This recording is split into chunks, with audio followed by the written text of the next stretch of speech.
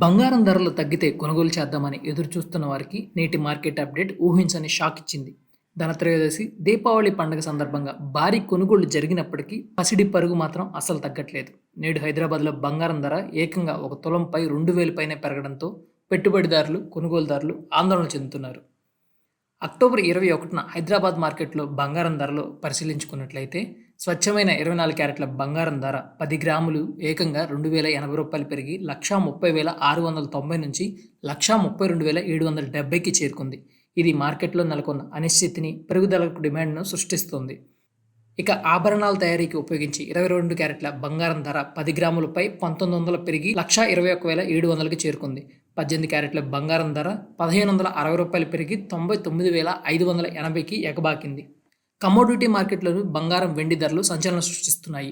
Multi commodity ఎక్స్చేంజ్లో gold December futures 10 గ్రాములపై 2.82% అంటే 3,580 రూపాయలు భారీగా పెరిగి 1,30,588 వద్ద ట్రేడ్ అవుతుంది. సిల్వర్ డిసెంబర్ ఫ్యూచర్స్ కూడా కిలోపై 1% అంటే 1,571 రూపాయలు పెరిగి 1,58,170లో ట్రేడ్ అవుతుంది. అయితే బంగారం ధరలు భారీగా పెరుగుతుంటే మరోవైపు వెండి రేటు మాత్రం ఆందోళనకరంగా తగ్గుతుందనే వార్త వినిపిస్తోంది. కానీ తగ్గుదల వెనకాల అసలు కారణాలు ఉన్నాయి.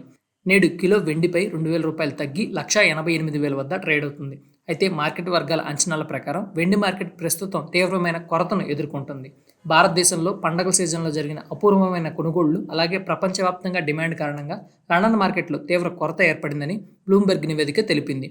భౌతిక వెండి కొరత కారణంగా దీర్ఘకాలంలో వెండి ధరలు భారీగా పెరిగే అవకాశం ఉంది.